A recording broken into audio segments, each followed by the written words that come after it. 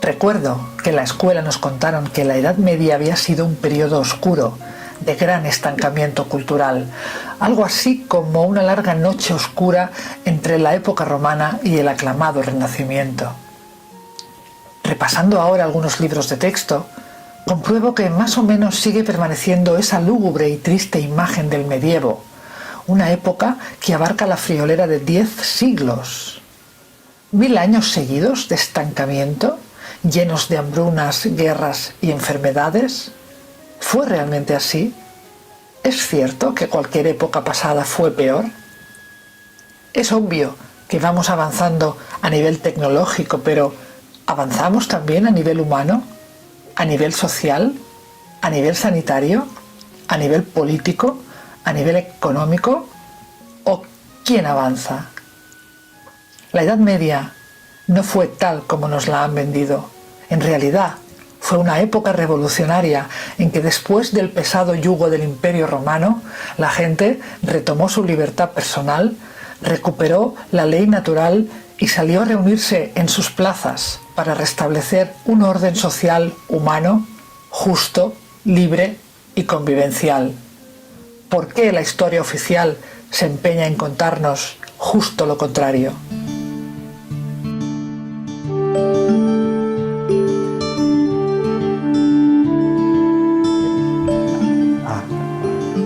Estamos en el pórtico de la iglesia del Castillo de Cardona, en Cataluña, y hemos venido con Félix a hablar de la Edad Media. Yo escuché a Félix hace un par de años en una conferencia que dio sobre la Edad Media y me sorprendió que tenía una visión bastante distinta de la habitual, en la cual él desmontaba muchos mitos que nos han explicado a todos en la enseñanza, incluso en la universidad. Entonces he ido descubriendo que él lleva muchos años investigando este tema, ha escrito varios libros, aquí tenemos uno, sí.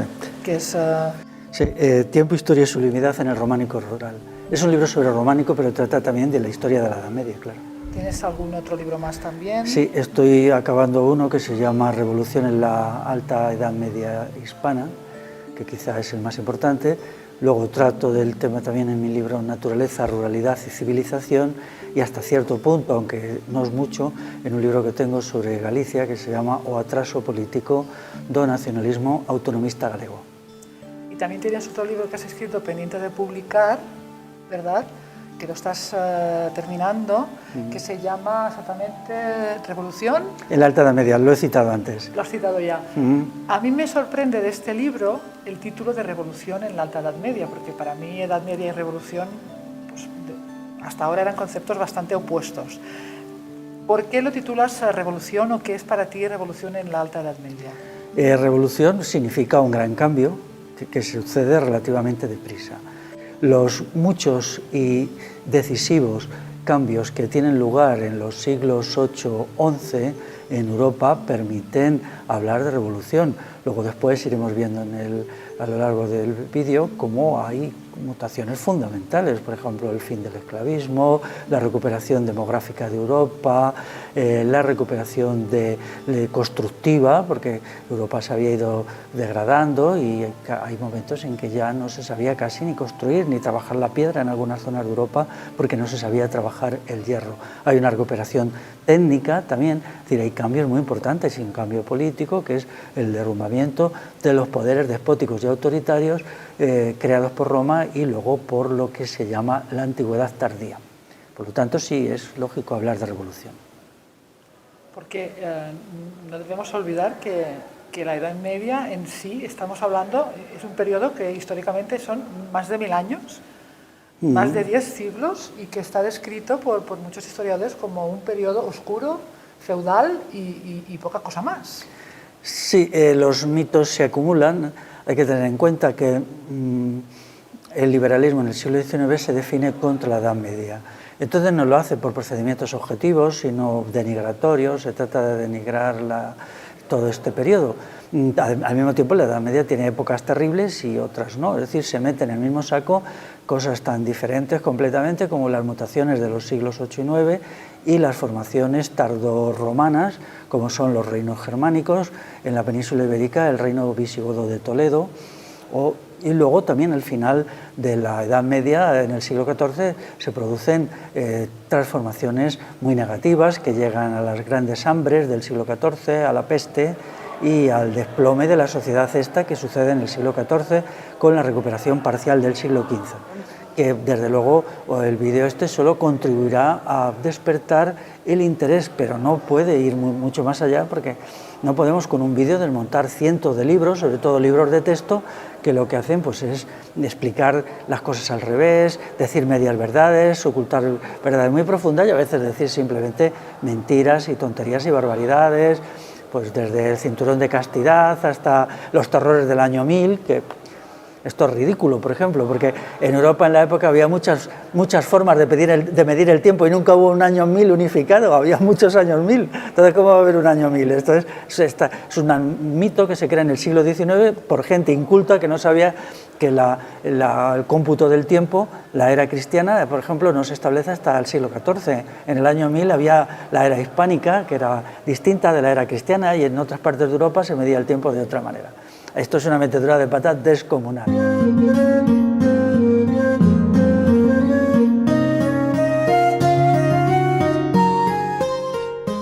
Cuando se trata sobre el mundo medieval, quien se refiere a él ignora sistemáticamente que la propiedad fundamental era comunal. Existía, es verdad, una propiedad de los monasterios, existía también una propiedad de la corona, sobre todo en la etapa tardía, pero básicamente los bienes eran comunales. ¿Cómo lo podemos saber frente, por ejemplo, a las versiones jacobinas de la historia, para las cuales el clero y la nobleza eran propietarios de todo? Lo podemos saber por la desamortización civil del siglo XIX. Si en el siglo XIX se vende una masa enorme de tierra, y ya en el siglo XVIII las tres grandes leyes desamortizadoras de 1770, 1813 y 1855. Estas son las grandes, luego hay más. Entonces se privatiza una gran cantidad de bienes que pasan a propiedad particular, es porque antes eran propiedad de las comunidades aldeanas, de las comunidades campesinas, incluso en algún caso de las villas y de las ciudades. Por tanto, nos tenemos que hacer la pregunta, ¿cuándo se crea esa propiedad?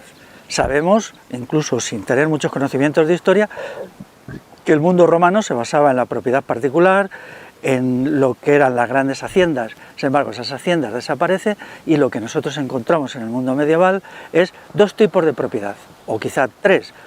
Primero, la propiedad comunal, en segundo lugar, la propiedad familiar y en tercer lugar, la propiedad de los monasterios, de la nobleza y de la corona, con la particularidad de que esta, hasta bien avanzado el siglo XV, era pequeña. La propiedad comunal era la propiedad principal y luego estaba la propiedad de las familias. La propiedad comunal incluía no solamente la tierra, pero no solamente los bosques, sino también la tierra de labor. Incluía asimismo muchos elementos artesanales, por ejemplo los molinos.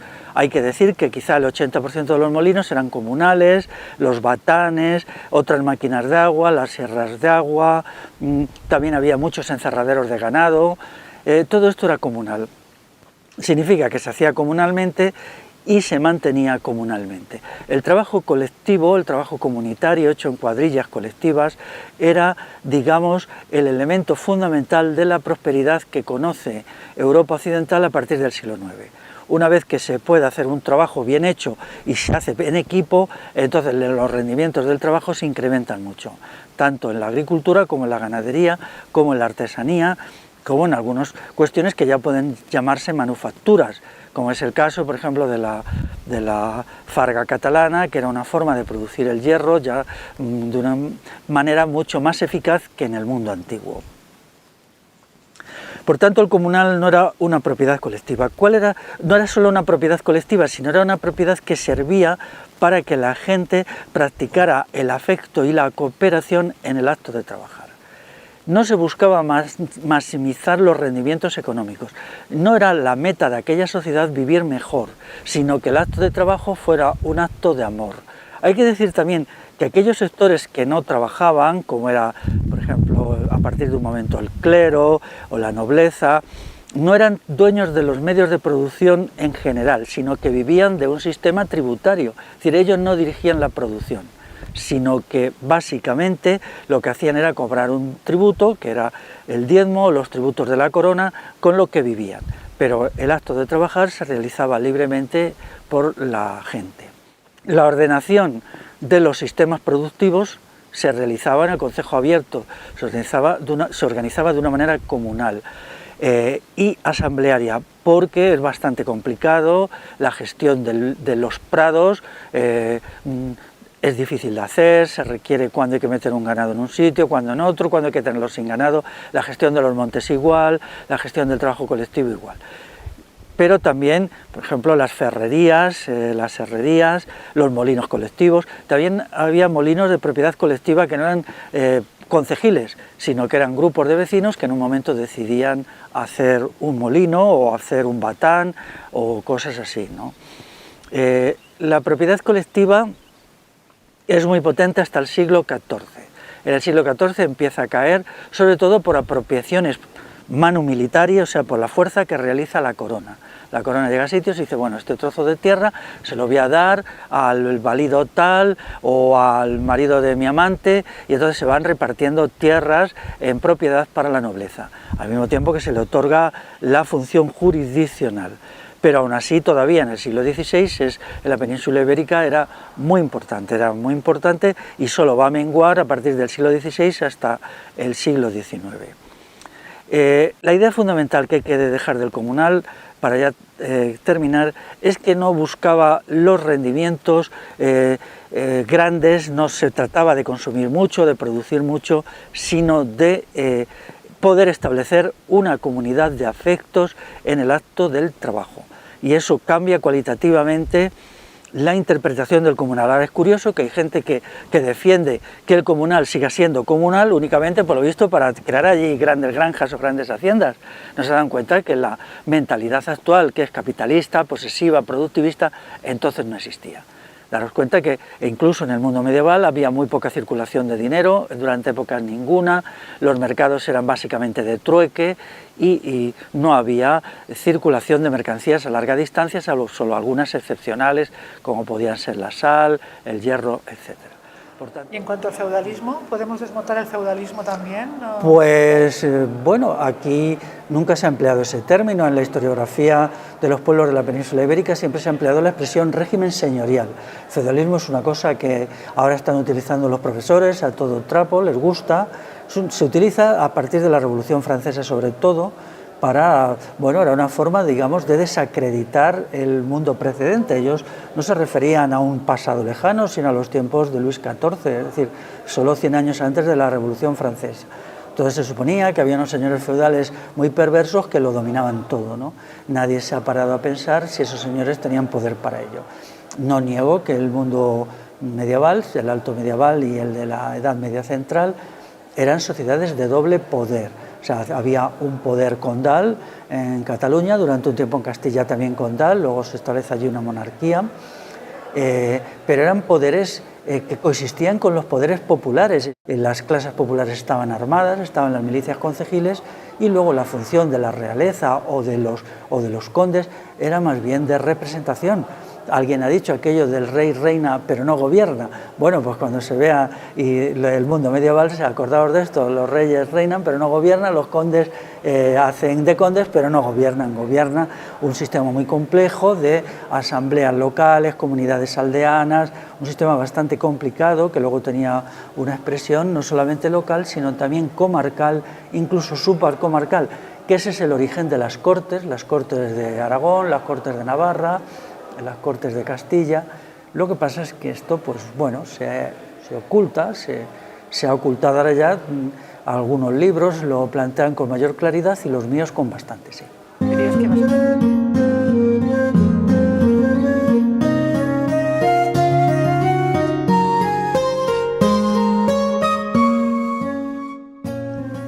Con el colapso del mundo romano y de sus continuadores tardíos, nos encontramos que emerge una nueva forma de organización política de tipo asambleario. La aldea se gobierna por la asamblea. Puede ser que fuera en gran medida debido a la herencia de los pueblos prerromanos, aunque muchos de ellos habían sido muy romanizados y por tanto habían tenido que admitir el sistema estatal romano de concentración del poder, aparato militar, jueces profesionales, policía, etc. Sin embargo, a partir del siglo VIII todo eso va cediendo y se va construyendo una forma de gobierno que consiste en la participación directa y no por representantes de todo el vecindario de las aldeas. Pero también se dan las villas. Una aldea que podría ser media de la época, podía tener 100, 150 habitantes en total, considerando toda la población, pero también había villas que eran un poquito mayores, 3.000, en algún caso 4.000, pocos, muy difícilmente superaban los 5.000 habitantes porque el mundo medieval es un mundo rural, esencialmente rural. El sistema organizativo era asambleario, los vecinos se reunían y tomaban decisiones. Esas decisiones eran vinculantes y obligatorias. Había también sistemas de constricción, o sea, de forzamiento para quienes no lo cumplían, salvo que se llegase a un acuerdo y si alguien no quería cumplir las normas del concejo, pues simplemente tampoco tenía derechos respecto a lo que allí en el concejo se decidiera. Sin derechos ni deberes podía llevar una vida aislada y solitaria. Esto sucedía en algunos casos, pero en muy pocos. El concejo adoptaba normas respecto a la organización política, a la vida económica, a la vida convivencial de las personas, evitaba sobre todo los conflictos y buscaba una mediación. Si había vecinos o vecinas que estaban enfrentados, se reunía el concejo y decidía sobre el asunto y animaba a la gente a reconciliarse. También cumplía funciones judiciales. Se vio una transgresión clara de la ley. La pregunta es, ¿qué ley? Bueno, voy a decir la ley natural. Es decir, la existencia y condición humana hace que haya unas normas de convivencia que son básicas, que están más allá de todos los sistemas jurídicos, religiosos, políticos. Entonces ahí hay un momento que se acude a la ley natural y la palabra derecho consuetudinario, que es el que luego se aplica en los fueros y cartas de población, es nada más que derecho, dicen de la costumbre, pero yo pienso que es ley natural, justicia natural, equidad natural. Es decir, aquello que la gran mayoría de las personas aceptan como justo y equitativo para una situación dada. El concejo cumplía también muchas funciones, también algunas de tipo militar. El concejo podía llamar a los vecinos a las armas y entonces cada casa de la aldea tenía que enviar a una persona armada, en este caso un varón. Si el pueblo era grande, entonces se organizaba por barrios. Es decir, podían haber una asamblea por cada barrio. Pongamos que tenía 3 barrios, pues había 3 asambleas. Y luego se reunía el conjunto de los portavoces de cada una de las asambleas y formaban el concejo del pueblo, del lugar o de la villa. Era un sistema sencillo pero eficaz. Hay un error clave en el mundo concejil, en la interpretación de él, que dice que solo se utilizaba para la gestión del comunal. No es verdad, ni mucho menos. Esto es una interpretación economicista. El economicismo es ajeno a la mentalidad de la revolución de la Alta Edad Media y debería ser rechazado. Tenía más funciones convivenciales que funciones económicas. Regulaba la convivencia, establecía lo que es justo y lo que es injusto, de tal manera que al permanecer la equidad, pudiera darse una relación maximizada en el terreno del amor, del afecto, etc. En este asunto insisto una y otra vez porque si no se entiende lo que fue el mundo medieval. Si nuestro mundo está dominado por una sola idea, la codicia y la voluntad de poder, que en el fondo es lo mismo, la codicia es poder económico y la voluntad de poder, poder político, es decir, la voluntad de poder en todas sus formas, el mundo aquel no tenía eso. Es más, luchaba contra eso porque era lo que había sido Roma. Aquí vemos en este pequeño edificio, que es verdaderamente chiquitito, que tiene un pollo corrido en los muros. Muy probablemente en tiempos de frío, de lluvias, aquí donde se reunían los vecinos, se sentaban unos de cara a otros y se decidía de forma asamblearia aquello que convenía al bien general, al bien común de la sociedad. Yo ya he visto más ermitas, más aldeas, más templos de la época medieval que tienen este muro corrido en el que ahora estoy sentado. Y esto era muy sencilla, la organización política de la época. Luego es verdad que a partir ya del siglo XI sobre todo, aparece un poder, al principio débil, que es el poder de la corona. Digo el poder de la corona, no el poder de los nobles solo eran funcionarios de la corona, igual el clero, en funciones jurisdiccionales era solo funcionario de la corona. Entonces este poder va adquiriendo prerrogativas poquito a poquito y va desbancando el poder de los concejos. Pero la derrota del sistema concejil en las villas y ciudades, aunque no en las aldeas, no tiene lugar hasta después de 1250. O sea que desde que esta iglesia se levantó, muy probablemente a finales del siglo XI, hasta que eso sucede, todavía tenían 150 años de pleno poder asambleario. Luego había, por ida a un lugar determinado de los portavoces de las aldeas, se establecía un poder comarcal. El poder comarcal podía tener su espacio en una villa, que era la villa cabecera, en una pequeña también población que tuviera el nombre de ciudad.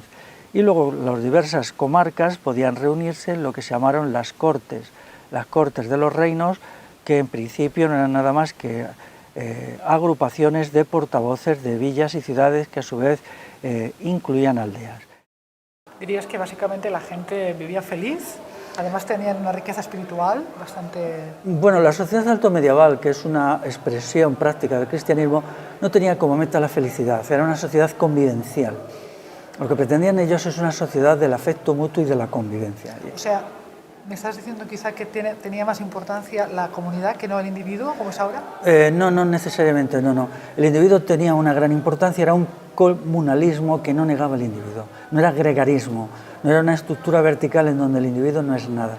Pero para la vida anímica del individuo, la noción de felicidad o bienestar no contaba, lo que contaba era la noción de buena relación y afecto y amor, la buena amistad. Entonces se valoraba nociones como amistad, compañerismo, vecindad, familia, erotismo.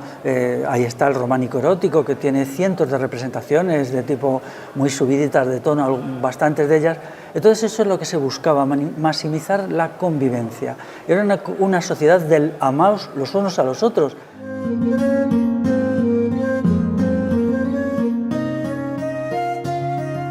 La palabra iglesia es de origen griego, ecclesia, y significa asamblea. Esto es importante que la gente se fije, significa asamblea, ni más ni menos. Pero luego la palabra obispo significa el que se encarga de la bolsa o de los bienes comunes de las colectividades cristianas iniciales. El obispo al principio era un personaje secundario, pero luego se convierte en el centro de toda la autoridad, y esto no sucede antes del Concilio de Nicea. Por lo tanto, el cristianismo tiene la etapa primera, siglo I a III, la etapa de persecución, ya había sido perseguido antes, pero la persecución de Diocleciano a principios del siglo IV es tremenda, que lleva luego a la incorporación al Estado a través del Concilio de Nicea y el emperador Constantino. Primero lo hacen religión tolerada y después religión oficial del Estado a finales del siglo IV. Pero hay muchos cristianos, los cristianos de verdad, que no aceptan esto, que no aceptan que su religión se convierta en institucional, estatal, garante de la esclavitud, garante del latifundismo y de todos los horrores que era el mundo romano al final. Entonces, abandonan aquellos lugares de mayor concentración de la autoridad y se van a lugares remotos, pueden ser a los desiertos, a los bosques, a las montañas. Al principio a vivir en solitario, que eran de ahí la palabra monje, que significa monos en griego, pero luego se van agrupando y ahí surge el movimiento monástico. El movimiento monástico es la búsqueda de la pureza del cristianismo inicial. Un monasterio en la época podía ser un grupito, era realmente un grupo de personas que se reunían para vivir la verdadera esencia del cristianismo. En la península ibérica y en algunas partes hubo monacatos dúplices, que eran hombres y mujeres. Luego, cuando la asamblea de los hermanos, se llamaba así, no estaba reunida, se podía buscar un abad. Ese abad, en muchos monasterios dúplices, eran mujeres. Y se conservan muchos documentos fundacionales en donde firman indistintamente hombres y mujeres.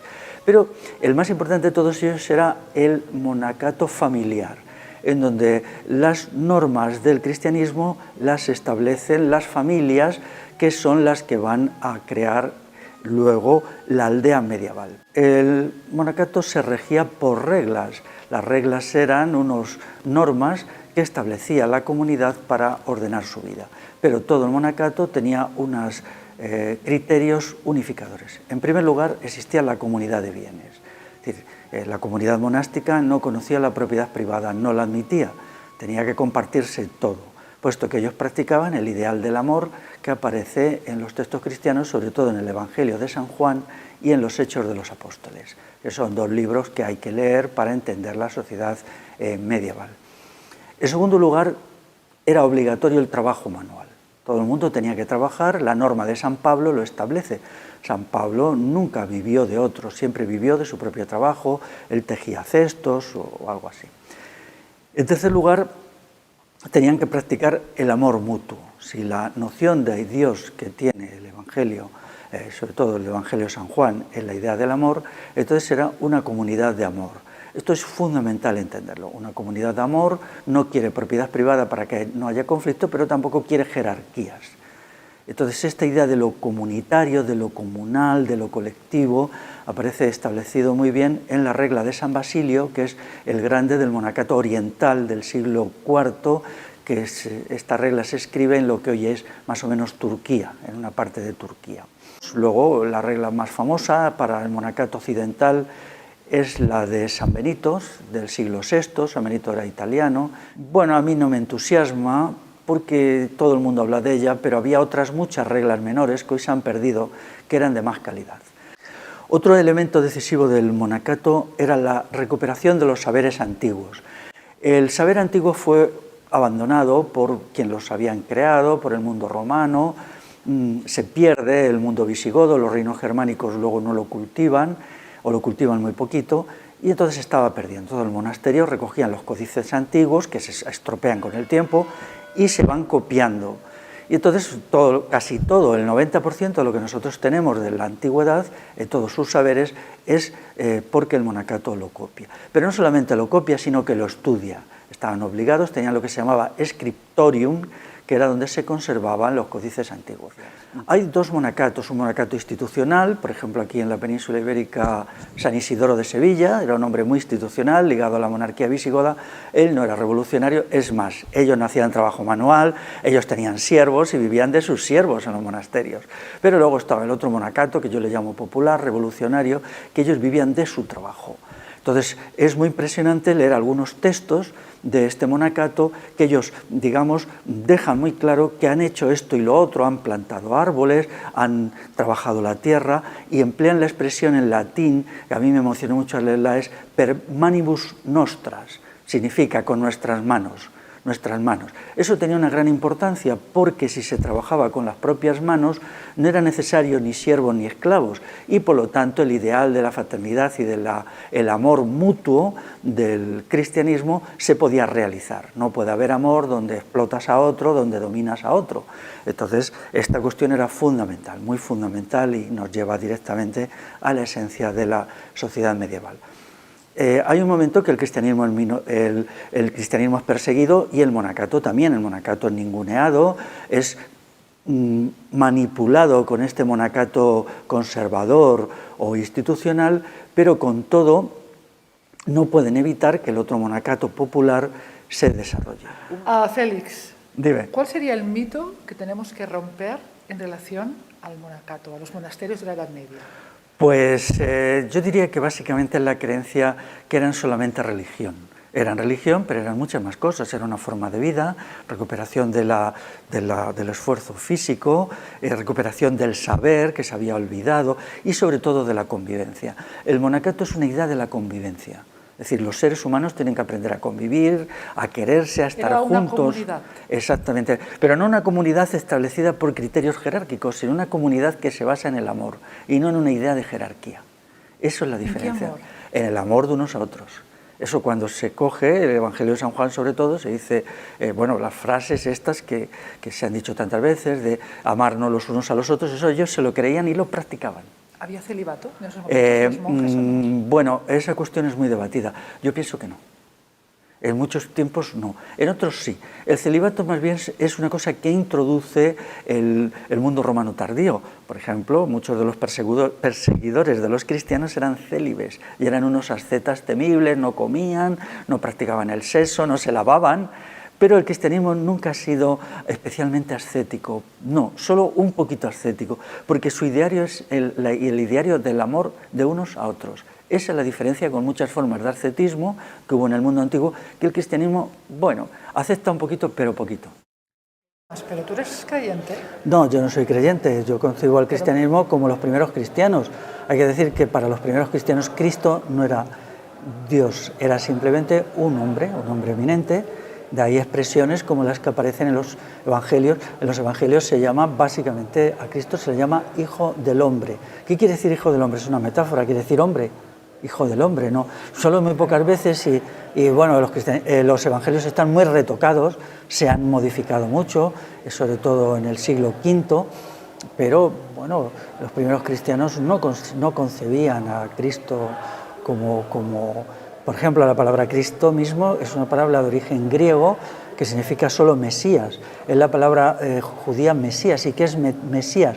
Pues persona eminente, podríamos traducirlo por héroe, si queréis como, bueno, persona prominente, pero no en ningún momento como alguien que esté en conexión con la divinidad, sino por creación, ¿no? Tengo que decir también un detalle, por si a alguien le gusta, la versión más antigua del Evangelio que se conserva no tiene el episodio de la resurrección de Cristo. Acaba con la muerte de Cristo y nada más el entierro. O sea, muchos creemos que toda la parte esta que explica la divinidad se ha añadido posteriormente para justificar una religión en los tiempos de Constantino. ¿Qué hay de la mujer, por ejemplo? ¿Estaba supeditada al hombre? ¿No estaba pues supeditada vamos al hombre? a ver, frente a quien defienden posiciones biologicistas, que son androfóbicas, simplemente se parte de una fobia al hombre y se defiende todo esto de una manera fanatizada e irracional. No hay un conflicto per se debido a razones hormonales entre los hombres y las mujeres. El patriarcado, tal como aparece en el mundo romano, es una cuestión de leyes. Hay una ley que establece el derecho romano a partir de probablemente el siglo III o IV de nuestra era, no es fácil saber cuándo, que establece que la mujer es diferente del hombre, establece una división del trabajo, el hombre hace la guerra y trabaja y la mujer pare y cría hijos. Entonces esta cuestión se mantiene por el derecho romano, por las pretensiones de conquista y de expansión que tenía el Roma. Pero luego ya no es así y muchos de los fueros municipales de la Alta Edad Media y de la Edad Media Central establecen una igualdad total. En algunos de mis libros se citan varios de estos fueros, ¿no? Desmontado el derecho romano, se desmonta el patriarcado. Sin embargo, con el retorno al derecho romano a partir del siglo XIV se vuelve otra vez a establecer algún tipo de patriarcado. No es tan fácil, entre las élites más y entre las clases populares menos. O sea, siento mucho decir que los que viven de consignas y de lemas, que la historia no sucede así, que la historia es muy compleja y que hay que entenderla en su complejidad. Pero quien quiera hacerse simplificaciones fáciles, pues allá cada cual, ¿no?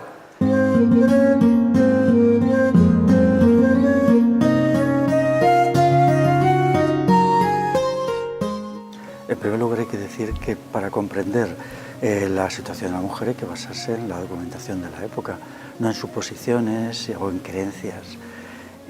La función de la mujer en la época era similar a la del varón dentro de las diferencias que hay por ejemplo, en la reproducción, etc. Aquí mismo tenemos un capitel detrás de nosotros que expresa lo que cada cual aportaba al trabajo doméstico y a las tareas de la casa, que son productivas. El hombre labra la tierra y ella prepara la lana en una rueca. Entonces se los pone en el capitel, que lo tengo a mi espalda ahora, en el mismo nivel y en la misma altura. Y es verdad que no es más importante tener pan que tener vestido, ¿no? La gente no puede vivir sin vestido. En la época había una participación de la mujer en la vida política, participaba en las reuniones asamblearias aldeanas y de las villas, es decir, tenía una participación. Algunos de los foros municipales citan específicamente la presencia de mujeres en las reuniones que se tenían para escribir los fueros. A la misma altura social que los hombres. Sí, dice textualmente, siempre lo cito, pero es que es así, es el fuero de Nájera en La Rioja, dice viris et mulieribus, refiriéndose a quién ha hecho el libro. Viris et mulieribus, o sea, hombres y mujeres. lo dice claramente, ¿no? Y luego yo he leído muchos documentos en donde aparecen participando en las asambleas concejiles, etc. Esto es lógico porque en el mundo medieval es la negación del mundo romano, alto medieval. Es decir, el mundo romano sí era patriarcal, el patriarcado es una forma de organización de la sociedad por el Estado. Una vez que este Estado se derrumba o queda reducido a su mínima expresión, pues entonces ya no se tiene en cuenta la diferenciación negativa de la mujer. Había más expresiones de ello, por ejemplo, el trabajo productivo estaba muy vinculado a la mujer, es decir, la mujer tenía sus trabajos, el trabajo de la huerta solía ser femenino, el trabajo del hilado, pero también el cuidado de los animales. O sea, había trabajos masculinos, trabajos femeninos y trabajos que eran hechos por unos y por otros según las circunstancias. Si se hace un cálculo económico de cuánto se aportaba a la economía familiar, aunque he de advertir que entonces la familia era extensa, no era la familia nuclear que hemos conocido, ahora ya conocemos la liquidación incluso de la familia nuclear, pues no hay ningún motivo para suponer que la mujer aportara menos que el hombre en bienes. Otra actividad muy femenina también era la recolección de frutos, por ejemplo, bellotas, castañas, etcétera. Teniendo en cuenta que estos eran fundamentales, puesto que la agricultura entonces estaba poco desarrollada, hay que tener en cuenta esto. En segundo lugar, al ser la aldea medieval un espacio convivencial, a la mujer le era muy fácil tener hijos porque era toda la aldea la que cuidaba de ellos. La crianza no era tarea femenina más que de una manera limitada, ¿no? Ella se sentía muy arropada, muy amparada. La gente vivía básicamente en comunidad. Claro. No aisladamente en sus casas. No aisladamente. Incluso cuando había un hábitat disperso, como es el hábitat de las masías en Cataluña o de los caseríos, estos estaban también agrupados. Es decir, podemos decir que masías y caseríos formaban aldeas dispersas, estaban a lo mejor a 1 kilómetro uno de otro, pero se establecía unos sistemas de ayuda mutua en la atención a los hijos, a los ancianos, a las personas enfermas, en que se hacía de manera rotativa. Incluso todavía en épocas tardías, bajo medievales, había las cofradías. Una de las funciones de las cofradías era atender a una familia que tuviera un enfermo. Entonces los vecinos se turnaban, se rotaban para ayudar, ¿no? Allí todo se hacía por ayuda mutua. Entonces tener hijos no era ningún problema, ni criarlos tampoco, porque la crianza era general. Y los hijos se incorporaban pronto a tareas productivas. ¿Se trabajaba de sol a sol? Pues no, se trabajaba poco. En el mundo medieval era un mundo que había poco trabajo. ¿Ah, sí? Pues la imagen normalmente que tenemos es de gente trabajando de sol a sol, claro. La mujer ahí todo el día con los hijos, el hombre todo el día en el campo. ¿No era así? ¿Sabía disfrutar de la vida? Vamos a ver, los trabajos agrícolas no son de sol a sol, solamente hay ciertos trabajos. Al modelo antiguo solo la recogida del cereal era necesario trabajar de sol a sol, pero eso era una semana. Y luego una semana al año, que es cuando se recoge el cereal, 10 días, según luego ya venía una época en que no había nada que hacer. En la iconografía medieval hay muchas escenas de fiesta. La fiesta era muy importante. Aquí tenemos una escena de un varón joven, por cierto, con melena, que toca un rabel. Los hombres tocaban el rabel y las mujeres la pandereta. Pero había muchos más instrumentos, eso era lo habitual. Todavía en el norte, en Cantabria, se mantiene. Entonces la fiesta era muy importante, porque se entendía la fiesta de una forma convivencial, no era una operación solo para divertirse, que también, sino para convivir. La convivencia y la relación se reforzaban, en el trabajo trabajando juntos, en la fiesta divirtiéndose juntos, o sea, eran todas estas actividades. Hay que entenderlo así, era otra idea de sociedad. Por supuesto, no tenían la abundancia material que tenemos hoy, ni la querían tampoco, porque ellos querían sobre todo tener muy buena relación, una relación interpersonal muy fuerte, que es justamente lo que hoy se ha perdido. Hay un elemento más del mundo medieval que es la aparición del amor de enamoramiento. Eso es muy importante. ¿Hasta entonces no se vivía el amor del enamoramiento? Pues probablemente luego en los pueblos prerromanos, pero lo que nosotros... ¿En romano? El romano no. En el romano, vamos a ver, el tener relación sexual con la mujer legal era un deber para el Estado, para tener hijos. Era una obligación. Era una obligación. Y luego, para el placer, los hombres tenían o bien las esclavas, los ricos, o bien los prostíbulos. Y eso pasaba igual. Eso estaba aceptado socialmente, era así. Era así. En Roma estaba... Tú ya te casabas con esas prerrogativas. ¿Y la mujer también? No, a la mujer no se la quería. No se la quería. Mujer tenía que espabilarse. Sí, era solo una máquina de hacer hijos que estaba relegada a cumplir ciertas funciones, como podía ser tejer, pero vamos a ver, no se podía hablar de una relación de amor. En la pareja no había amor. Había solo una obligación legal y luego el hombre tenía por deseo los prostíbulos o ciertas prostitutas itinerantes o bien las esclavas. Podía haber que alguna mujer, es verdad, que tuviera relación con algún esclavo, eso estaba muy, muy penado. Por ejemplo, el fuero judío visigodo, que es derecho romano del siglo VII, derecho romano tardío, lo persigue mucho. O sea, si una mujer tenía relación con un esclavo sexual, bueno, al esclavo se le quemaba y a la mujer ya no me acuerdo qué se le hacía, ¿no? Sin embargo, si era un hombre, no. No estaba admitido eso, ¿no? Entonces, la introducción de la cosmovisión del amor hace que esto se cambie y entonces se cree el amor de enamoramiento. Se considera que la situación óptima para el sexo es cuando hay una conexión emocional muy intensa entre el hombre y la mujer. Entonces esto se considera que es la cumbre del sexo, parece una nueva forma de sexo. Pero eso no significa que no haya el sexo por deseo también, el sexo por amistad, el sexo por aburrimiento, todas las formas de sexo que ha habido a lo largo de la historia. Félix, antes comentabas que hay tipos de monasterio que tú les llamas dúplices, que eran formados por grupos de personas, tanto hombres como mujeres, y que tú consideras, es tu punto de vista, tu versión, que eran en realidad matrimonios. Cuéntame un poco cómo funcionaba eso. Sí, digamos que eran matrimonios en grupo. Yo creo que era una de las variedades del monacato, había muchos tipos de monasterios, de monacato, de monaquismo. Entonces yo creo que teniendo en cuenta que en las actas fundacionales de algunos monasterios aparecen firmados por nombres de mujeres y nombres de varones indistintamente, en una proporción no exactamente la misma pero similar, podemos concluir que vivían juntos. Hay un libro que estudia esto en Galicia, que se llama Los monasterios dúplices en Galicia, y esto está bien documentado. Que esos monasterios existieron, no hay duda. Otra cosa muy distinta, cuáles eran las relaciones que mantenían entre ellos. Es decir, eran unas relaciones de celibato, bueno, puede ser en algún caso, pero el primer cristianismo no era particularmente ascético ni nada de esto, ¿no? Entonces algunos historiadores paganos del siglo II acusaban a los cristianos de orgías y desenfreno sexual. Siempre se ha dicho que esto no era verdad y tal y cual, no se ha defendido, pero realmente es el paganismo el que evoluciona hacia una mentalidad muy restrictiva, ¿no? de la vida sexual a partir del siglo II. Roma se va haciendo cada vez más represiva, más intolerante, más espiritualista en el más sentido de la palabra, más contraria al cuerpo. Esto está bien estudiado por algún historiador francés como Paul Beyne.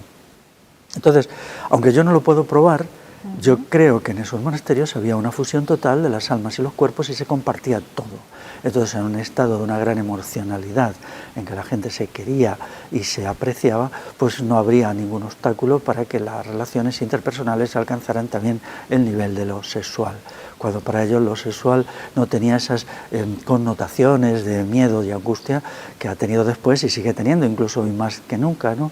Puesto que estaba muy ligado al criterio principal del amor. Ya San Agustín, personaje que no es de mi gusto, dijo una cosa que interpreta bien el primer cristianismo, que es ama y haz lo que quieras. Esto es una frase de San Agustín, ama y haz lo que quieras, puesto que si amas no puedes hacer daño, ¿no? También es verdad que quien niegue en esta tesis mía no tienen argumentos documentados para hacerlo, yo tampoco para probarlo, pero estoy convencido que era así.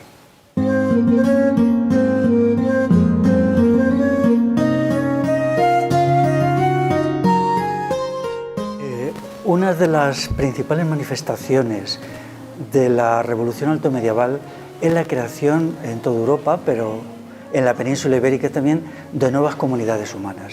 Tenemos que tener en cuenta que realidades humanas tan fundamentales como es Cataluña o Castilla se constituyen en los años altomedievales, en los siglos IX, sobre todo X, y se confirman en el XI y XII. Estas comunidades humanas, con una lengua, una cultura, una manera de ser y un sistema de valores propio, es uno de los grandes logros de la gran mutación civilizadora de la Alta Edad Media. Es asombroso que se diga que el mundo alto medieval es oscuro y es lúgubre cuando se han creado realidades nuevas. Incluso en otros lugares, por ejemplo, se crea una realidad que es Navarra. Navarra proviene del mundo vascón, pero es algo distinto cualitativamente. Se nos manipula en gran medida para que digamos siempre Reino de Navarra o Reino de Asturias, pero yo prefiero decir siempre pueblo de Navarra o pueblo de Asturias. Igual que la Castilla condal o la Cataluña condal tiene una importancia menor. Lo que importa es el pueblo de Cataluña y el pueblo de Castilla. Y en toda Europa pues se hacen muchas más comunidades, ¿no? Europa, que había estado centralizada en el periodo del Imperio Romano, una centralización absoluta, se convierte en una sociedad descentralizada, con muchas realidades diferenciadas. Aquí antes se me olvidó hablar de Aragón. Aragón también se va creando toda la franja pirenaica y todo el norte cantábrico, van constituyendo estas sociedades nuevas con una cultura, en casi todos los casos, menos en el caso de Navarra, con una lengua nueva. Y esto da origen a algo que es muy potente. Construir una comunidad humana no es nada fácil, y entonces quienes hablan constantemente de la oscuridad, del atraso y tal, deberían comprender que lo que se crea allí es algo magnífico, grandioso, y que ha durado hasta nuestros días en el terreno de la lengua, de las culturas. Bueno, entrar en por qué esto fue así es algo que nos rebasa con mucho en el espacio que tenemos, pero yo animo a la gente a que lo estudie y sobre todo lo reflexione por sí misma.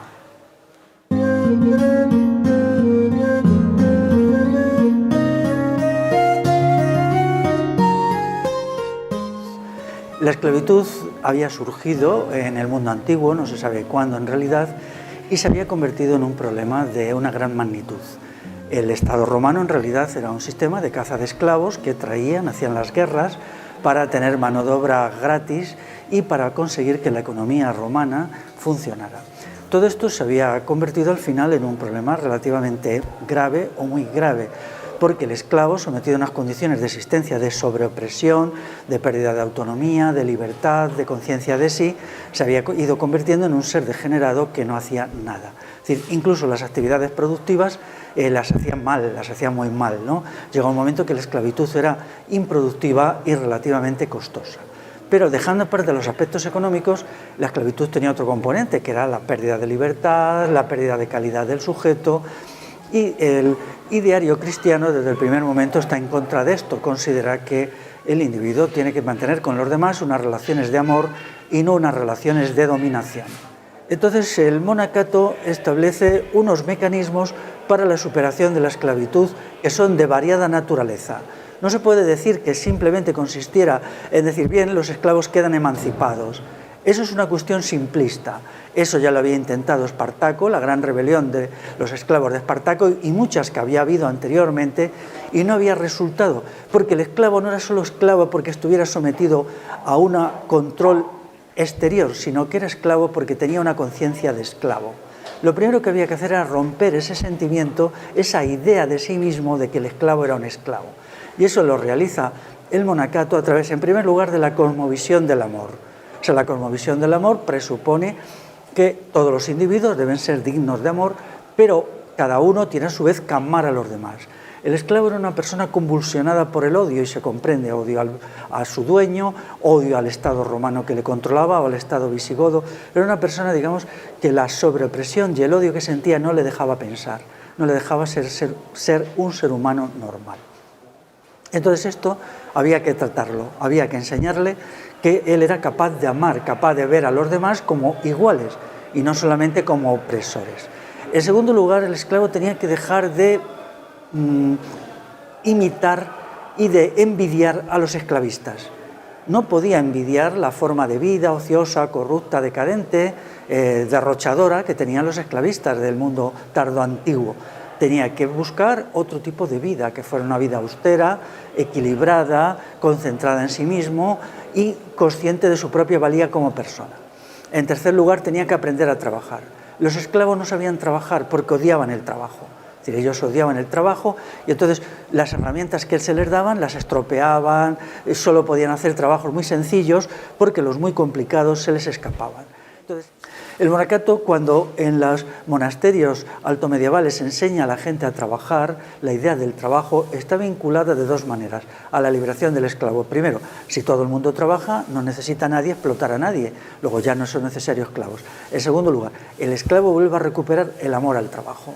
El esclavo odia el trabajo, pero si ama el trabajo, ya deja de ser un esclavo, pero tiene que amar un trabajo que sea libre, un trabajo que esté basado en la propiedad colectiva de los medios de producción, que es lo que se hace cuando se crea la aldea comunitaria de la que en otro sector hablamos, de este vídeo. Por tanto, la revolución antiesclavista es mucho más complicada de lo que parece, ¿no? Porque aquella era una sociedad que estaba podrida de esclavismo, estaba dominada por el ideario esclavista. Esto origina un factor nuevo que es el desarrollo tecnológico en cuanto a que los esclavos dejan de ser esclavos. Es decir, un no libre no se le puede encargar tareas complicadas ni máquinas complicadas, pero una vez que la esclavitud deja de existir, aparece el fenómeno de la tecnología del agua, es decir, los ríos proporcionan un montón de lo que se llaman máquinas hidráulicas, y estas máquinas hidráulicas, de la que el ejemplo más conocido es el molino, son máquinas de una eficacia descomunal. Por ejemplo, están las máquinas de agua, están los batanes, y también están las sierras de agua que permitían sacar tablones de los grandes troncos sin que la función del obrero fuera más que empujarla. En ese momento hay una gran revolución tecnológica, está la farga catalana, que era una forma de hacer hierro nueva, que surge en algún momento en Cataluña de la Alta Edad Media, no se sabe exactamente cuándo ni dónde. Pero al ser un sistema muy ingenioso que usaba el agua como inyección de una gran cantidad de aire, por lo tanto de oxígeno, en la masa fundente del acero.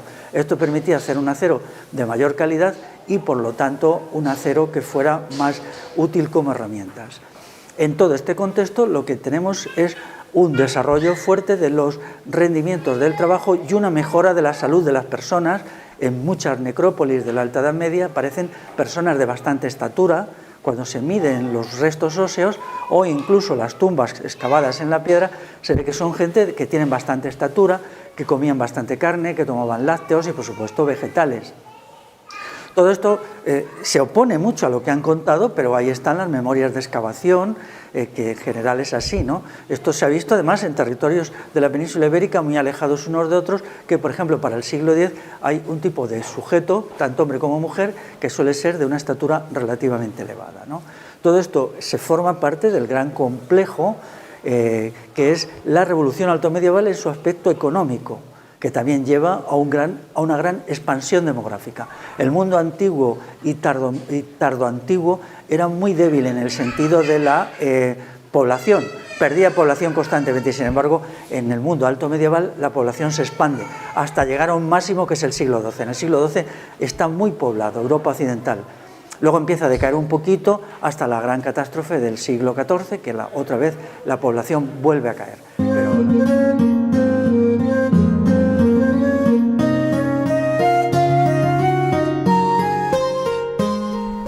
El mundo romano a partir del siglo II de nuestra era es un mundo de ciudades, como lo había sido Grecia.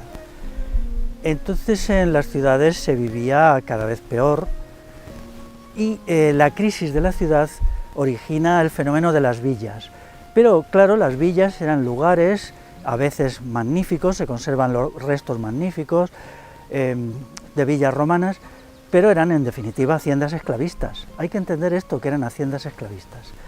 A partir del siglo III, el sistema de ciudad-villa, que lejos de ser dos cosas opuestas, se complementaban, puesto que las clases populares libres, los pobres, quedaban en las ciudades, pero las clases altas se iban con sus servidores, con sus siervos, a las villas.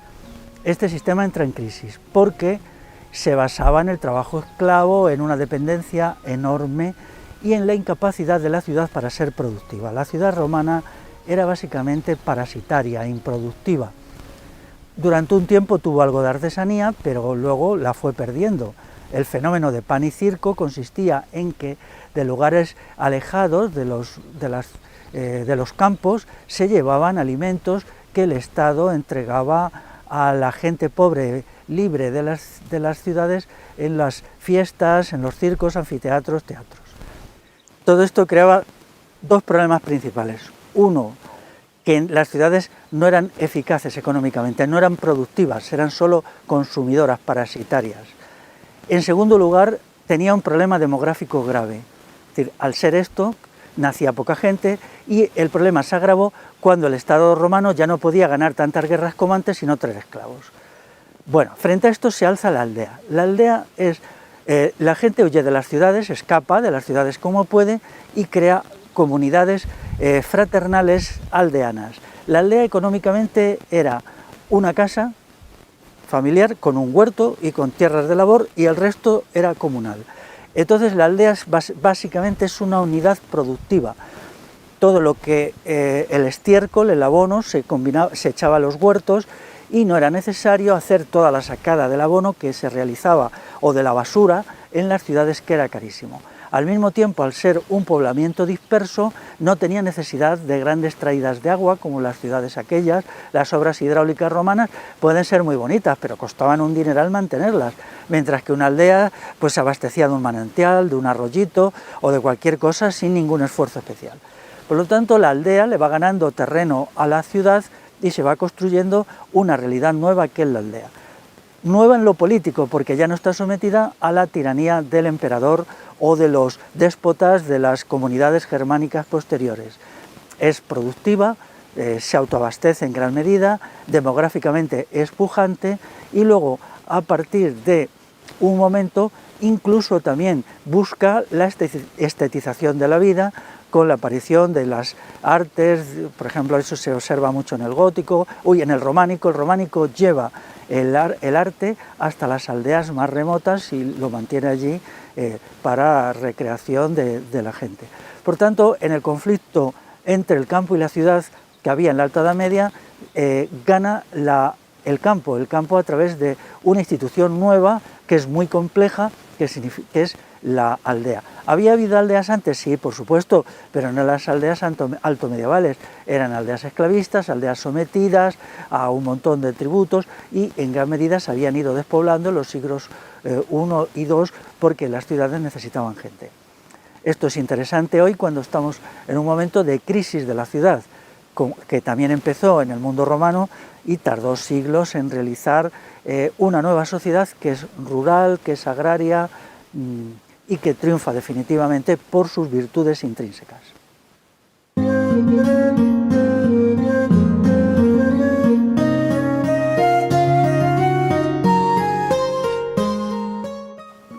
En la cuestión del arte, la desmitificación de las teorías calumniosas sobre el mundo medieval es más fácil, porque ahora tenemos que el arte románico se ha convertido en algo que casi podemos decir que está en auge, en ascenso, cada vez más respetado, cada vez hay más especialistas, se escriben más libros, forma parte incluso de la oferta turística en algunos territorios y por tanto el mito de que el mundo medieval era oscuro y tal, pues se ha venido abajo. Es curioso que el arte románico tenga más capacidad de atracción hoy que el gótico, cuando el número de monumentos del gótico en Europa occidental pues es más o menos el mismo que el del románico. Incluso el gótico tiene monumentos más grandiosos, sin embargo no llega tanto a la gente hoy y esto es interesante de investigar. ¿Por qué? Quiere decir que el gótico en esencia es el arte ya de la decadencia del mundo de la revolución de la Alta Edad Media y el románico también, pero menos. El románico es el momento de esplendor y el inicio de la caída. El mundo medieval, pues ya hemos explicado la complejidad que tiene, pero en el sentido estético, pues encontramos el llamado arte asturiano. El arte asturiano es una construcción estética, arquitectónica, sobre todo arquitectónica, fundamental en Europa occidental. No hay ningún conjunto de arte de los siglos 8 o 9 tan importante como el arte asturiano. A lo largo de los siglos se han destruido muchos monumentos y otros se han desnaturalizado, pero sigue estando ahí. Luego está lo que se ha llamado el arte prerrománico, que a mí no me gusta eso porque es todo referirlo al románico, ¿no? Se ha llamado también arte de la repoblación, visigótico tardío. Este arte a mí me gusta mucho, es muy interesante y tiene fórmulas estéticas muy valiosas, pero sucede que, claro, fue arrasado por el románico. El románico tuvo mucho éxito y quizá cientos de monumentos del arte prerrománico pues han sido destruidos y en su lugar se han levantado edificios románicos. El arte románico estéticamente es maravilloso. Cuando vemos un edificio románico tiene una armonía de las líneas, una integración, una combinación de volúmenes, una conjunción de la curva y de la línea recta, una síntesis de lo arquitectónico, lo escultórico, lo pictórico, el arte mueble. No olvidemos que todas las iglesias románicas antaño tenían tapices y estaban también con muebles específicos. La rejería, por ejemplo, todavía se pueden ver magníficos ejemplares de rejería románica. Estéticamente es estupendo, pero en el terreno histórico pues ya refleja muchos puntos débiles, muchas cuestiones que anuncian elementos de desintegración, ¿no? A partir del siglo XIII, mediados del XIII, ya es un arte que se repite incluso antes, con fórmulas estilísticas ya, digamos, seniles, y es sustituido por el gótico, que aunque es política ideológicamente, es un arte de la decadencia. Tengo que decir que estéticamente a mí algunas obras del gótico, sobre todo en su época ojival, en su primera época, son maravillosas. ¿Qué hay que hacer con el arte medieval? Pues decir que la idea que lo inspiraba era la estetización de la vida. Hasta la aldeíta más pequeña, el rincón más remoto, se construía en un edificio que estaba dedicado, entre otras muchas cosas, al arte. Y eso es algo magnífico cuando hoy vivimos en una sociedad donde la fealdad y el olvido de los valores estéticos son la norma. Creo que el arte románico refleja escenas eróticas. Sí, muchas. Que igual que nos pensamos que solo es en Oriente que hay templos dedicados al erotismo, ha sido un descubrimiento para mí y el hecho de que aquí también, lo que pasa es que se ha ninguneado, se ha tapado, incluso se han borrado esas escenas. Cuéntanos se han picado algunas esculturas. Yo conozco una en un pueblo de Burgos que está picada. Se ve unos pies así y otros pies así, pero solo los pies. Entonces era un coito que eso lo ha tendido. borrado posteriormente que en la iglesia. Sí, a partir del siglo XVI se crea la moralidad represiva sexual. O sea que durante la Edad Media se ha representado el erotismo en escenas. Además, toda clase de erotismo. Hay escenas de masturbación masculina, escenas de masturbación femenina. En un pueblo de Cantabria hay una muy clara de masturbación femenina, escenas de preparación para el coito, en donde hay los preliminares. O sea que no había represión sexual.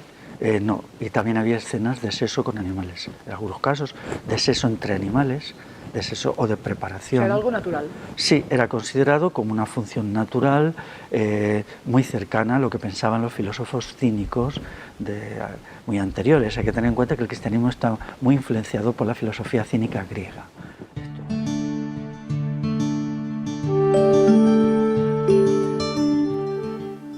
Hemos llegado al final del recorrido, estamos aquí ya descansando de todo el viaje y queremos cerrar haciendo como una especie de corolario o conclusiones. Me gustaría citar un trocito tuyo que he sacado de uno de tus escritos para introducir la conclusión. Que dice, responsabilidad. Refiriéndote a la Edad Media, dices: magno intento de establecer un orden social humano, justo, libre y convivencial, y un tipo de sujeto sustentado en la calidad y la virtud. Eso es para ti la Edad Media, por lo menos la Alta Edad Media. Así es. Hay una pregunta que te quiero hacer. ¿Por qué se trunca esta posible sociedad que se estaba gestando? ¿Por qué desaparece todo esto y cómo hemos llegado hasta aquí? En primer lugar, quiero decir que puede haber habido más intentos en la historia de la humanidad, en muchos sitios, en muchas sociedades. Conocemos muy poco, la historia escrita es de los últimos 2500 años como mucho. O sea que esto se puede haber repetido numerosas veces en la historia. ¿Por qué se frustró? Había varios factores. Uno de ellos es el propio éxito. Aquella sociedad se hizo demasiado buena, demasiado rica, entonces la gente se relajó. En segundo lugar, no supo marcarse nuevas metas. Es decir, la historia de la humanidad, como la de las personas, tiene que ser conquistar unas metas, hay que marcarse otras, luego otras. Todo lo que no se avance es retroceso, siempre. Y eso se constata muy bien en la sociedad medieval a partir de 1200. A partir de 1200 se acumulan los síntomas de autosatisfacción, dormirse en los laureles, no estar pendientes de nuevos objetivos, y todo eso va creando tanto una sociedad ya reblandecida como un sujeto debilitado. Y ya a partir de 1250, pues el fenómeno ya de retroceso es obvio. Estructuralmente, haber permitido la existencia de las monarquías. Las monarquías, es decir, las coronas, que se llaman, directamente o a través de sus representaciones territoriales, como pueden ser la Casa Condal en Cataluña, son fenómenos de regresión, puesto que son estructuras protoestatales, es decir, inicialmente estatales, proto quiere decir eso, o primer estatales, que van a buscar desarrollarse más y más. Esos son para mí los factores principales. La regresión aquí viene de la institución de la corona con sus dos brazos, el brazo nobiliario civil y el brazo nobiliario religioso, la Iglesia, que también forman parte de ese brazo monasterios. Los monasterios ya se incorporan, dejan de cumplir la función transformadora y progresiva que habían tenido en el pasado, y se hacen instituciones regresivas, reaccionarias, bueno, a partir incluso ya del siglo XI, ¿no? Pero en el siglo XIII claramente. Es la corona la que va a establecer los criterios que van a hacer regresar a las sociedades. O sea, la corona tiene una idea fija en la cabeza, que es reconstruir el Imperio Romano, o, para el caso aquí de los territorios de la península ibérica, el reino visigodo.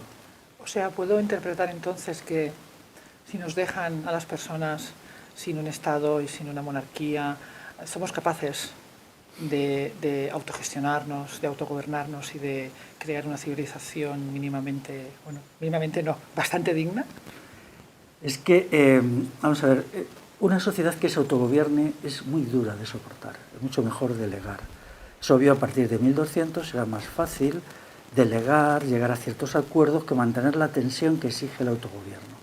Y sin autogobierno no hay virtud cívica, por lo tanto no hay virtud personal, no hay ayuda entre las personas, solo hay en menor proporción. Entonces, aquí hay una reflexión muy profunda. El Estado es una estructura, es un automatismo, es un mecanismo. Entonces se mantiene solo, pero las clases populares no lo son. Tienen que hacer un esfuerzo permanente para afirmar su libertad. Nos dejan, nunca nos dejarán, porque el Estado es la estructura que requiere cada vez más poder, necesita más gente que le pague impuestos y más impuestos. Pero está en crisis. ¿Qué podemos aprender de la Edad Media? ¿Cuál es la lección que deberíamos...? Ahora mismo, la complejidad de la historia. Para mí esa es la... Sí. Ahora mismo se requiere un esfuerzo reflexivo que la historia nos proporciona. Es decir, hay un momento de auge grande y luego un momento de retroceso. El siglo IX, X son momentos de auge, de euforia y luego de caída, ¿no? Se empieza ya en el siglo XI, ya hay síntomas, en el XII. El XII es el gran momento, pero al mismo tiempo la caída. Y ya el XIII, obviamente, es la caída, y el siglo XIV ya es el caos. Las muertes, las pestes, el declive poblacional, etc. La historia es muy compleja. Y luego, otro factor muy importante es que el pueblo se tiene que autogobernar. Las instituciones tienen siempre la razón de Estado, que quiere decir, el bien de las instituciones nunca coincide con el bien popular, puesto que son dos cosas distintas. Una cosa es lo instituido y otra cosa es la gente normal que vive sus vidas. Hay una tercera conclusión, que es el mal del relajamiento, de creer que se ha llegado. Nunca se llega a nada. Se llega a algo, pero siempre es en peligro. Yo he dicho en muchos sitios que la libertad, en el caso humano, solo existe realmente como libertad en peligro. Si en algún momento se dice ya hemos llegado, ya está todo resuelto, es cuando las cosas... Y esa idea, yo lo he estudiado esto mucho, entra en las cabezas de mucha gente del occidente europeo hacia el año 1200. Hacia el año 1200 ya se dice, ya hemos llegado, ya hemos construido una sociedad razonablemente buena, tiene defectos, pero no hay que amargarse la vida y tal. Entonces, a partir de ahí... Cuando te relajas. Exactamente. No puede haber un estado de relajamiento. Puede haberlo para descansar, pero como historia... Temporal, pero exacto. Hay que volver a al trabajo diario. Claro. Ya En la ves, historia Elena. o se avanza o se retrocede. Nunca se queda quieta. Claro. Entonces toda la historia como la búsqueda de un punto de llegada, hay que llegar a la humanidad, que esto es una creencia religiosa porque es la búsqueda del paraíso terrenal. Mi reflexión sobre la historia es que el paraíso no existe. Solo existe el esfuerzo permanente, generación tras generación, la lucha, porque hay muchos elementos de regresión, no solamente en el Estado, Bueno, sino... tú es que eres muy ascético. Bueno, no creas. No creas. Soy lo justito para no convertirme en una piltrafa, ¿no? Pero cuando se piensa que ya se ha alcanzado algo, entonces las cosas... Y la creencia en el paraíso es una idea religiosa, sobre todo los paraísos en la tierra son destructivos, porque es buscar un punto de llegada, cuando la historia de la humanidad no puede tener puntos de llegada. Incluso se puede conseguir logros enormes. Bueno, pues entonces hay que pensar inmediatamente en otros logros. En otro. Y luego en otros. Y que tienen que ser tanto logros sociales, colectivos, como personales. Sin embargo, esto no... Bueno, había una debilidad, había... El monacato del siglo VI y VII, tan militante, tan esforzado, desaparece en el siglo XI. A partir del siglo XI ya lo que queda es un monacato somnoliento, lleno de privilegios, explotador, que ya no trabaja con sus manos, ya no es un monacato combativo, eso sucede, ¿no? En el siglo XII ya el monacato ha dejado de trabajar. Y ellos, que eran un poco el cerebro pensante de la sociedad, se convierten pues, en una carga negativa, en un residuo, ¿no? En una fuerza regresiva, algo negativo. Sí. ¿Una última reflexión o ya lo dejamos aquí? Pues solo describir el desastre del siglo XIV. El siglo XIV es uno de los grandes momentos negativos de la historia de Europa, ¿no? Por lo que significa de vuelta a la opresión política, siempre pongo el mismo ejemplo, pero hay documentos que miden esta regresión a un sistema autoritario. En Castilla está el ordenamiento de leyes de las Cortes de Alcalá de Henares de 1348 que establecen una gran cantidad de poderes a la corona que otorgan al rey. En Navarra está el Foro General de Navarra, que cumple la misma función. Entonces Navarra era independiente, que es más o menos del año, a ver si soy capaz de acertar, 1270. En la Corona de Aragón está también, me parece que es, no recuerdo bien, el Foro de Aragón, me parece que es del año 1240, tendría que consultarlo, que cumple esa función. Los fueros territoriales, es decir, los que gobiernan un territorio y no un municipio, en general, no en general, son todos negativos. Son legislación del Estado, de la corona, del rey, y no legislación popular como eran los fueros municipales. Y ahí ya, pues, bueno, la descripción de la peste, vuelve otra vez también el patriarcado, a través del derecho romano. Desaparece el sistema concejil en las ciudades. En muchas ciudades, entre 1330 y 1370, va estableciéndose el concejo cerrado o gobierno de las élites del patriciado local bajo la autoridad del rey. Eso es muy fácil, hay estudios muy buenos hechos sobre eso, como en cada villa, en cada ciudad, en qué momento lo disuelve el rey, pero en general no hay resistencia fuerte a la imposición del concejo cerrado. Eso significa que la sociedad estaba bastante degradada ya. Por cierto, no has explicado dónde estamos. Pues esto y sé que te gusta mucho este sitio, que hemos venido expresamente, es muy importante para ti. Bueno, esto es Sant Quirze de Pedret. Sant Quirze. En el... Dilo tú. Que Sant Quirze de Pedret. Sant Quirze de Pedret, en el Berguedà, en Cercs. Y esto es una iglesia una pequeña iglesia muy pequeñita del siglo IX-X. Es decir, del gran momento de la revolución civilizadora de la Alta Edad Media. Luego se le añade algún pequeño anexo y unas pinturas que son ya del periodo centro-medieval, del románico, pero bueno, esta es un edificio que tiene una importancia enorme. Es pequeño y yo entiendo que aquí debía de ser un lugar de encuentro de las asambleas campesinas de las proximidades, que aquí hacían un encuentro de tipo comarcal. Pero no tengo documentos que me avalen esto, habría que probarlo o refutarlo. Pues damos por cerrado este ensayo sobre el medievo que hemos hecho con la intención de que le sirva a quien necesiten. Muy bien, pues muchas gracias y me alegro de haberlo terminado, ¿no?